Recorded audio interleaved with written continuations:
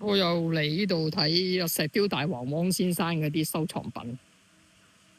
喺2023年咧，因為收咗地咧，佢啲珍藏品就搬咗嚟個大棠荔枝山莊，好多個㗎，3000幾件啊有，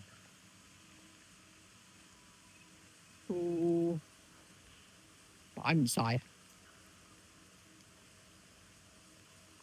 上邊仲有，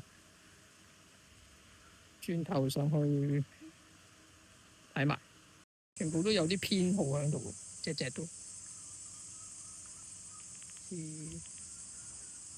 有翻啲編號喺度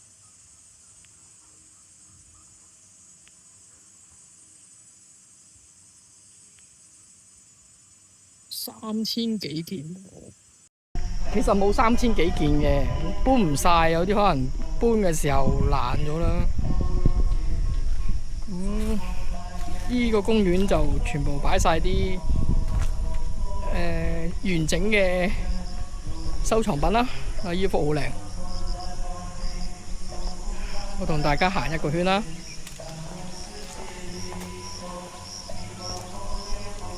樟樹灘嗰度咧，大埔以前係有個名叫大埔吳哥窟嘅，因為汪先生收藏呢啲咁嘅石像咧係古董嚟嘅，真係。2023年搬咗嚟呢個大棠荔枝山莊，因為政府要收地啊，冇掟擺啊，所以搬過嚟呢邊啊，喺呢度繼續收藏呢啲石雕。咁依家佢哋編咗 number 俾佢咯，舊舊都有 number 嘅。嗱，呢幾幅好靚嘅，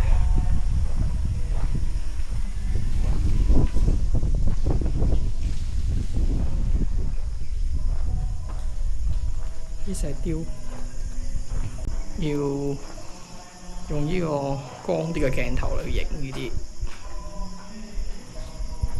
會清楚啲。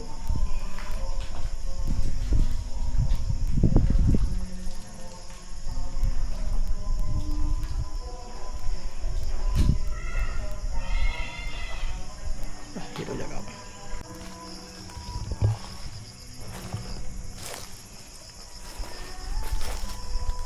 繼續喺度行一個圈俾大家睇下啲石雕。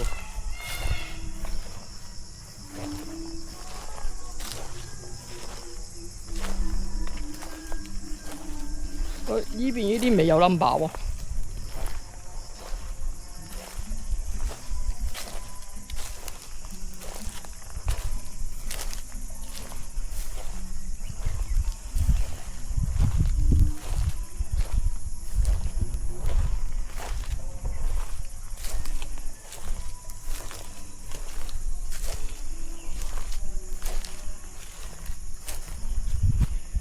呢度銅鐘啊！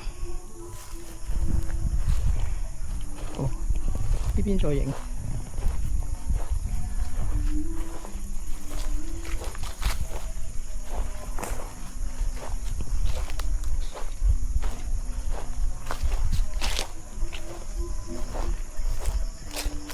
其實好大呢度。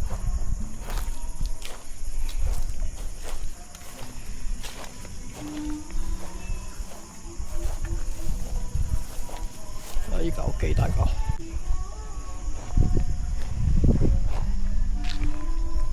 呢個係有記載嘅喎，原來係唐代啊！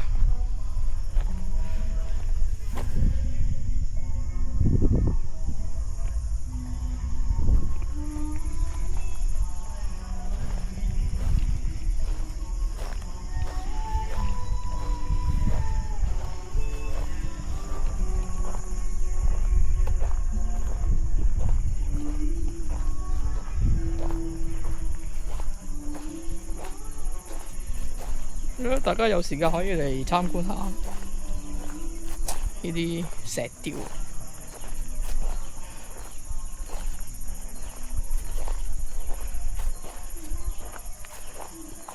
啊，幾靚！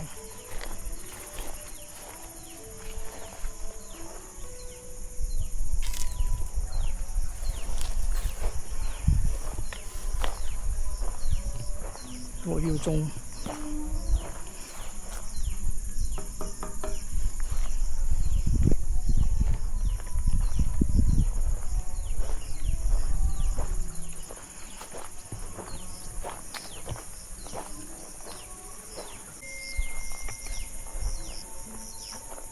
我今日好好天，其實想同大家講，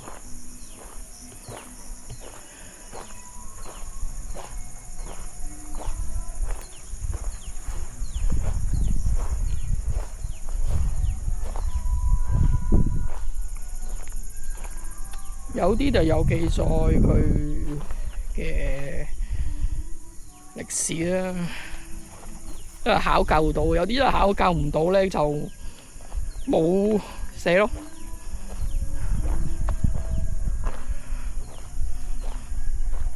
啊！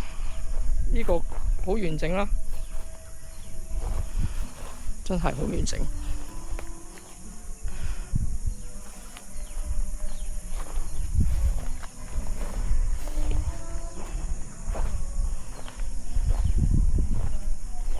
響呢個位唔知可以擺到幾多年啦。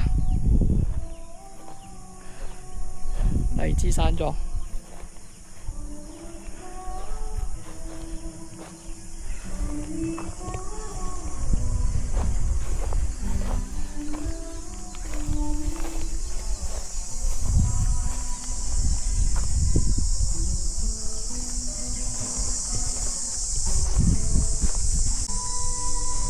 我唔係咁中意呢啲音樂咯，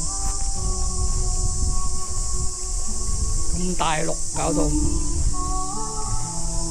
呢啲就新嘅唔關事。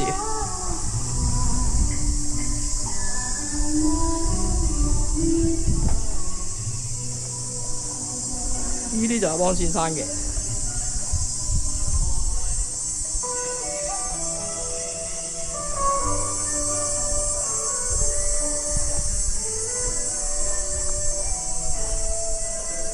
仲有幾件唔知佢擺咗去面咧。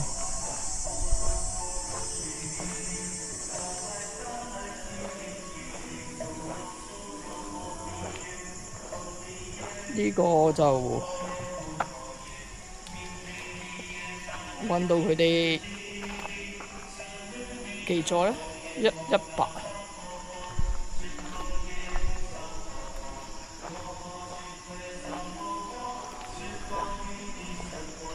呢度冇3000幾件啦，仲有啲唔知去咗邊。好，就咁啦。應該裏邊咧仲收埋咗好多靚嗰啲石雕，因為裏邊仲係好大㗎，裏邊好大㗎。大王有一批嚟咗呢度，原來擺咗落嚟啊！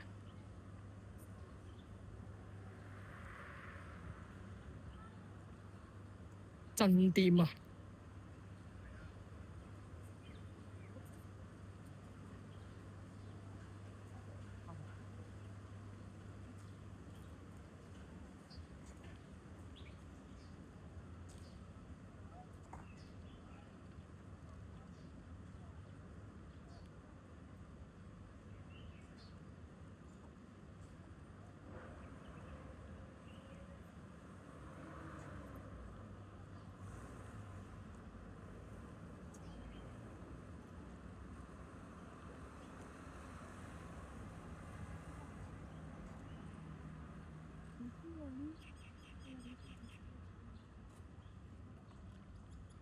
唔通裏邊仲有？係喎，裏邊仲有啊！原來擺晒入嚟啊！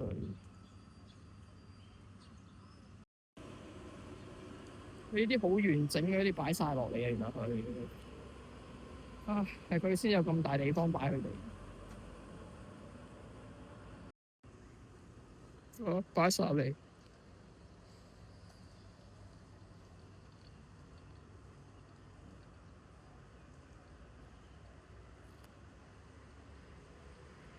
隻都有 number 俾佢。